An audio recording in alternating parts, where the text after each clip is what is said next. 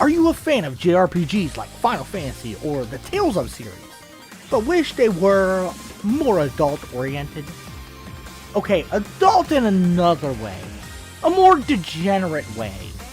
Then this is the game for you. This is a game that is actually competing with first-party Sony PlayStation titles in player numbers, and is even being compared to Genshin Impact. Today is the day I test my censoring skills. Today, I am doing a quick review of Blood Crawler. Created by Studio... I have no idea how to say that. But I've heard it's called C3 Art on other websites. And Blood Crawler was published by Play Meow. Wait, hold on. Are we a minute into the video yet? Screw it.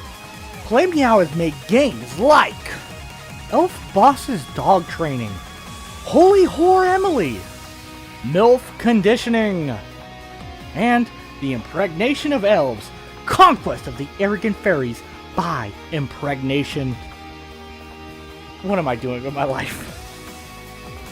C3 Art has only made 2 games, Blood Crawler and The Kingdom of the End, and The Witch of the Beginning, both seemingly taking place in the same world, with Blood Crawler possibly being a sequel, or maybe even a prequel, to The Kingdom of the End, and The Witch of the Beginning. God, that name is way too long. That's because the main character from the game is a playable character in Blood Crawler. C3 Art here is really trying to revolutionize the smut gaming industry, because that was a Dynasty Warriors character action title with H-game scenes added to it, while Blood Crawler is a Final Fantasy style X-rated game with H scenes added to it. One thing I will say about Blood Crawler is it doesn't take the easy way out like a lot of games in this genre do. See, unlike other adult RPGs, they didn't just make another RPG Maker game.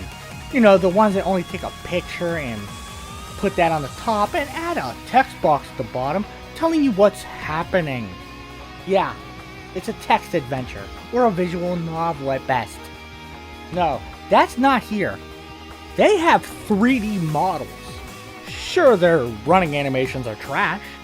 I mean, what the fuck is wrong with his shoulders while he's running? Why does it look like I'm turning a truck every time I try to make a left or right turn? But the animations that matter the most look fairly decent. I mean, I can't show you them, so you better take my word for it, but trust me, they're a lot better than the running animations. These developers made sure every joystick fit inside its proper gaming ports. That's all I'm going to say. Gameplay-wise, it's a JRPG. Combat is people standing there waiting to hit each other, and then waiting for their turn. The only difference is, a lot of your enemies like to exploit the fact that your team is full of female heroes. The game is also very glitchy in one very specific aspect, the sound. I swear, 95% of the time, when I would boot this game up, the sound would shut off after the first loop of the intro song and never come back. I think it had something to do with the controller support for some reason, but I'm not a game developer, I couldn't tell you for sure. So I would usually have to keep restarting the game until it actually worked, or I would just record the game in complete silence. You play as a group of genetically modified orphans meant to defend their kingdom. Each orphan having their own powerful abilities that could devastate armies at a whim. But it also comes at a great cost, like losing an eye.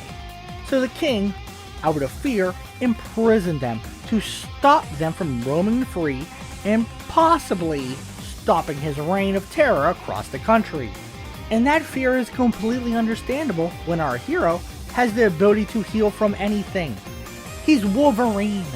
He heals from all damage, including death, but it comes at a very high price. Every time he heals or comes back from the dead, he loses his memories. That might be why there's so much NTR in this game. Yes, your best friend and girlfriend from childhood are screwing behind your back, and it doesn't help that their genetic alterations from these surgeries made these orphans incredibly sexually dependent. Blood Crawler's story is surprisingly decent for an H game of this caliber. If you took out all the degenerate stuff and just copy-pasted the rest of it into a 60-hour RPG, you would have a solid framework for a story. But as of now, you have a 5-hour YouTube synopsis of a weird H game. Should you buy it? Well, if you're watching this video, you already have it on your wish list. Let's be honest. But if you're waiting for that little extra push, yeah, it's probably worth it as long as you remember to hide the game on Steam and Discord so your friends can't see what you're playing. This is one of the few H games I didn't just skip through the dialogue in, and even at times challenged me by the combat, which, unlike most games in this genre, they don't want you to be challenged at all. You're here to see the porn. Let's be honest. They know what you're here for, I know what you're here for, and you know what you're here for. That's why they usually don't challenge you. And this game, surprisingly, even has side questing and end game content to participate. Blood Crawler really is trying to give you a lot of your bang for your buck. There's a lot of content in this game for degenerates to play. In 10 hours you'll have seen everything and you'll have had a good time and not just been there to disappoint your mother. If you like this content, like, comment, and subscribe. I'll see you next time. お前らなんて名前だっけ？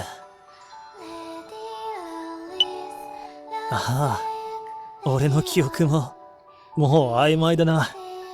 そういう意味じゃ、お前らと大差ないのかもしれないな。なあ、来いよ先輩。俺とどっちが化け物か、勝負しようじゃないか。だー